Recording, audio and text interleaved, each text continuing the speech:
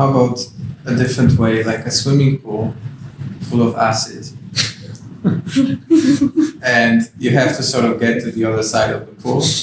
Hi guys, I think a lot of you who are watching this channel are maybe students, physics students, early career researchers. If you are in this game of academia, then you'll know that working on publications and getting citations is a critical part of an academic career. And you might have heard of this thing called the H index. This is one of these metrics that people throw around, and it's often used to show basically how productive you are and how successful you are as a researcher. This has become controversial recently. People are starting to get pretty sick of these types of indices to basically rank scientists. And so what we're going to talk about today is to see what are the problems with this H index. Is it really necessary to have this kind of metric? So let's have a look at what this H index thing is. Suppose you list all your publications from the best one to the worst one. So we've got the top publication here, it's got 266 citations, 85, and so forth. And now if you go down like one by one, counting from the top to the bottom, so the 266 will be 1, 2, 3, 4, 5, 6, 7, 8, 9, 10. And then when the number of citations is bigger than the number that you're counting, this is your H index. So this H index thing was actually only made pretty recently. It's only made in 2005. It's actually proposed in a proper scientific journal, PNAS. And basically the idea is to not just look at like the best publications that a person might have in their career, but also reward people that are consistently producing good scientific results. It's a kind of a balance between having a lot of papers, but also having many high quality papers. This is what people do when they are looking at your CV. What you hope is that people really look in depth about, what kind of papers that you've written and, actually read the papers. But unfortunately, this is basically what they do. They look at all the publications, they look at the journals that you've published in, they go, oh yeah, PhysRev B, PhysRev A, blah, blah, blah. And then they look out for any high profile journals that you've published in. Around the bottom, a couple in some decent journals there. And so basically this ratio of how many papers you've got in good journals versus regular level journals. So in physics, PhysRev A, B, C, D, E would be the pretty regular journal. And this is how you sum up people. Awfully... Is it really productive? No. Awfully superficial, right? Yeah. Yes. Yeah. Oh, reductive. Sorry. I thought you said productive. Yeah, exactly. That's what. Okay. Yes, it's awfully reductive. Yes. Yeah. Okay, so first problem with this kind of thing. It promotes self-citation. Let's look at the theoretical H index that you can achieve purely based on self-citations. Right? So suppose you write a paper, and then in the next paper you cite your first paper, and then in your third paper you cite your first and second paper, and then in your fourth paper you cite your first, second, and third papers. Right? This is the distribution of citations that you would achieve with nobody citing you in the world except for yourself. And so after 20 papers, you would have achieved an H index of 10. Writing 30, 40 papers, if you put your head down, you could probably do that in a couple of years. The H index doesn't count anything about which journals that you've been publishing in. You could publish in the most obscure journals, and you would still have an H index of 10. Or if you write 50 papers, you'll get up to half the number of papers that you write. Now, if you think that this is a fictitious example, well, there are some kind of famous examples of this. I'm not shaming this person. This was actually well publicized in this Nature article where there was a study of famous self-citers. And so his profile is actually still up there. 94% of his citations are by himself or from co-authors. And, so you can receive pretty impressive total citations, H indices, and so forth. And this can extend even to journals. There was another famous case of 4 Brazilian journals where they all got together and said they're going to cite each other's papers, right? You get around the self-citation rule by citing each other, but you can form a kind of a syndicate where you can really boost the impact factors of the journals. Imagine this kind of proof of work to limit self-citation. Like every time you cite yourself, you have to upload a video of someone slapping you in the face. Another problem is author contributions. So H indices or total citations doesn't take into account where you're placed in the author list. Usually, first author is supposed to be the person that did most of the work. Last author is the person that is supervising the project. And if you're in the middle, you did sort of something less, right? But we're in these days of hyper collaboration. Obviously, this is a groundbreaking work. This was the first observation of gravitational waves. This is definitely a super amazing paper in terms of physics. If you look at the number of collaborations, this just goes on for pages, right? So such massive collaborations in physics are pretty common. And you might argue that, well, this was a major breakthrough, You need to credit everybody in such a major breakthrough. But the thing with these massive collaborations is that actually that's true for all their papers, right? It's not just the big breakthrough papers. You have to start to wonder, what does it mean if everybody in the community is on the paper, everybody gets every citation? So what does it mean? Imagine you write in the O4 section, you just write people of Earth, something like this. Yes. And then Google is forced to create a Google Scholar page for everyone on the planet. And they accidentally reveal they have everyone's data. And this was from a study of these H indices. And you can see that over time, so the left panel is 1999, middle is 2009, and on the right, 2019, right? So each dot is a person. And you rank them according to their H indices. But then the vertical axis is the average number of authors per paper, right? In these hyper collaborations, and it's just getting sort of bigger and bigger over time. So, am I reading that right? That's like 3,000 up to 3,000 authors per paper. Apparently, yes. Yeah. Another issue is that when people are so fixated on citations, numbers of papers, these types of metrics, it basically just promotes people to collaborate, which is considered generally to be a good thing. But then you can go too far with that, and what I like to call the people standing around the water fountain collaborating type of collaborations, where you sort of just casually chat to somebody, you sprinkle some ideas, you say something plausible, and then you somehow sort of weasel yourself into various collaborations, right? And it kind of encourages these types of extremely casual collaborations where people don't really do very much to get on certain papers. And after all, somebody has to write the paper in the end, right? And another problem which I've noticed is the accidentally on purpose Google Scholar. And what I mean by this is for people that have quite common names. So I made a Google Scholar profile myself on one of my accounts, and I called the person Robert Smith, right? Robert Smith from Cure, but mainly because he has a pretty common name, right? And if you do this, then you will easily get cross listings from all the different Robert Smiths in the world. Okay, I made this one totally, fictitiously, but I've noticed it on real life people with relatively common names that you go, wow, this person's, H index is amazing or his citation's amazing. But if you sort of scroll down, somewhere in the middle, there's some, completely unrelated paper. If you ask them, I'm sure they would say like, I didn't see that there, whatever, right?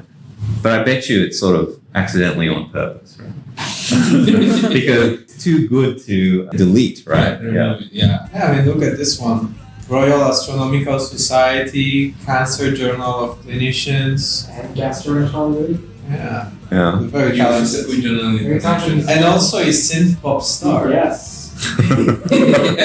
And finally, you have to sort of ask yourself, is it really what you want in the end anyways? Quite famously, some of these older scientists, Albert Einstein, Richard Feynman, these guys have relatively low H indices, right? Compared to they're dead, yes. Well, they can still be cited, but yeah. I mean, of course, you would say that they are not cited anymore because it's basically common knowledge, right? You cite textbooks. But on the other hand, well, there are relatively recent scientists, such as Peter Higgs, a recent Nobel laureate, who is quite famous for not being very prolific in terms of publishing. At least on some reports I've seen, he had an H index apparently of only 11, right? He's been quoted as saying is that he probably wouldn't be able to get an academic job in today's environment because of the serious pressure to publish. This pressure is really real because people really are compelled to be publishing all the time. He also says that he probably wouldn't have made the discoveries that he did if he had that same environment, that he had to always publish all the time. Some other famous people with very low H indices are, say, these guys, mathematicians. I think Mr. Perelman refused to get a prize for. Shields medal. Yes. Yeah. He solved the millennium problem, right? Yeah, exactly. I have an idea for a controversial system. It's I want to hear it. yeah. How about you cannot really see fullness of publications. You cannot see any metric, but you will just get a random paper, and based on that, you have only one chance to decide if this person is good or not.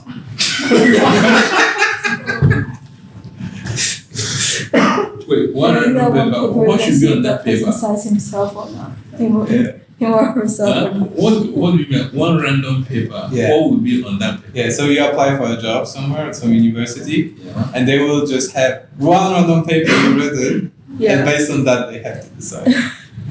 What kind of be just your best one?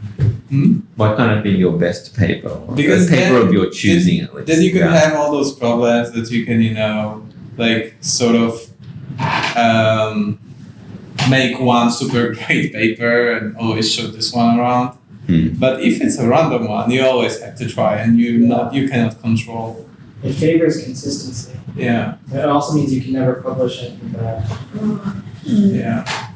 Or you need to know how to defend yourself if you publish something bad. Hmm. I was laughing at that idea a few seconds ago. Now I'm Yeah. kind of warming up to it. Yeah, Let's me do too, it. me too, actually. Yeah. Yeah. Because if everybody has that, then Yeah. you don't have to worry that, you don't have like some huge hotshot paper, right? And all those people who were like on top because they had very high H index, now they would have huge problem. Well, what about the middle paper then? Middle people. Yeah. Your most average paper. It's not really so bad. It's not really great either. But what do you guys think of this pressure to publish? I mean, because I think that's really more the point. That's what you have to do to survive in the academic environment. Turning academia into a factory. There is real pressure to publish. Not only that, they're looking for people who can deliver. They want you to bring in big money, and big money comes with this pressure to deliver and to deliver. Depending on the type of place where you're going to, it has to be maybe nature papers. That's what they are really expecting and bringing huge, because these nature papers will help you bring huge federal government funds. Let's say, because of this COVID-19, for instance, I believe most governments or something will now be throwing money to COVID or COVID-related research. Denying maybe, let's say I want to now do research about the eye, people will say, well, there is no money, you are funding COVID right now. And you'll be like, okay, so since I'm an expert in everything about the eye, because I really need to get money to fund my research, I will now start, okay, is there any way COVID can affect the eye? Right, yeah. So I've already started debating in order to get, to have my hand in that part. If you make funds available for people who want to study the finger as well as people who want to look at COVID, then I think things will be on the balance. But the thing is, you find out that huge amount of money will be pushed to COVID, little or nothing is left for every other research field or topic. So that makes people to, you put pressure on them because they have to survive. Maybe if I don't get funding, my institution might terminate my job or kick me out or, one thing or the other. So I have to really adapt to be able to get my hand in that pie. So I think, like from the graphs you showed, that people get more and more citations. Like even, people in the past had much less citations than today. Yeah, like this.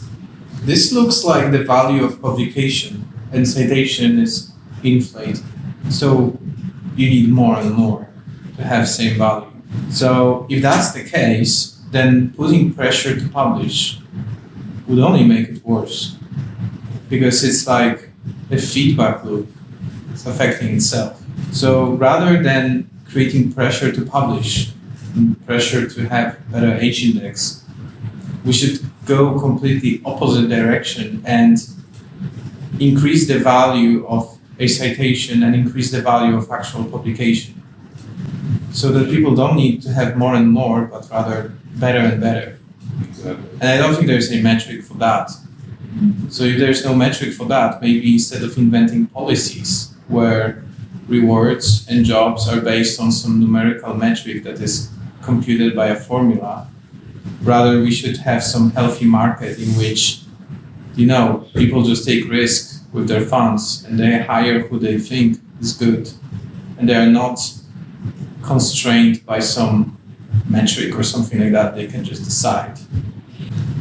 Yeah, but now the problem becomes: is there any other way to evaluate a scholar in academia field, like besides their publication?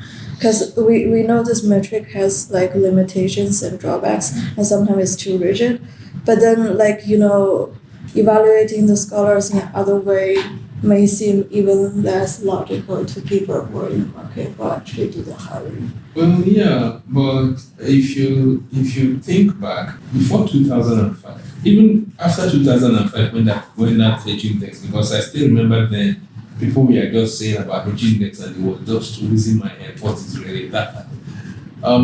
If you think back, there used to be a method for people to judge someone that works, because all the hires they were making before that time, or all the grants or whatever they were giving out before that time, we are done based on those methods. But I think this H-index of a thing, the way I normally think of it is some sort of an oversimplification. We were having a discussion earlier today, people want robots to do almost everything they normally do in their daily lives. So you don't really get to think anymore. You just Write by paper. So that's the way I normally think of the H-index. So before maybe you look at someone's CV, be detailed about it, or however you want to judge it. But these days you don't even want to look at the CV. You just want one number that will summarize the whole CV for you, the H-index. So I think if we can move away from the H-index and start going back to the old methods we know that really worked, I think maybe we can bring value to it. But still, the pressure to publish, we have to also rethink it in the light of what we are really having right now. Because even if we fall back to the old method, it doesn't really remove the pressure to publish. I think even for undergraduates, we still have some pressure to want to publish something because you want to get top graduate school. Yeah. And also in China, in some universities in China, if you want to go to graduate school without taking the graduate exams, you need to publish at least for the term. That will also decrease the value of publication. Yeah, right. Because undergraduate students, it's really hard to publish. I think I will start my own journal. I'll accept credit cards and Bitcoin. Yeah, there's just more and more journals, right, as well. That's another thing. It's a whole nother topic. Yeah. Ultimately, this is how it is done, right? So don't get me wrong. It's not that people make decisions purely based on a single number and that's it. It's not really so much in the final decision. It's in the earlier stages. How about a different way, like a swimming pool? full of acid. And you have to sort of get to the other side of the pool. That's what it feels like. Yeah. That would work. That would work. And that would scale nicely because someone else wouldn't have to, do the whole trouble again. Like one-time thing. Yeah. And that would show you who really cares about getting the job.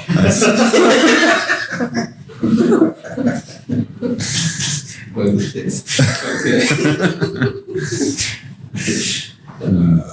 So what alternative would you favor? Considering people do exactly what I said, that they scan the publication lists anyway, you don't need to even reduce it further, right? I mean, I think at least doing that, you still have the opportunity of having people's full records. They could look up the publications if they wanted. It's not boil it down to like a single number further. Okay, so we'll wrap it up there and we'll see you next time. Bye. Pressure to comment.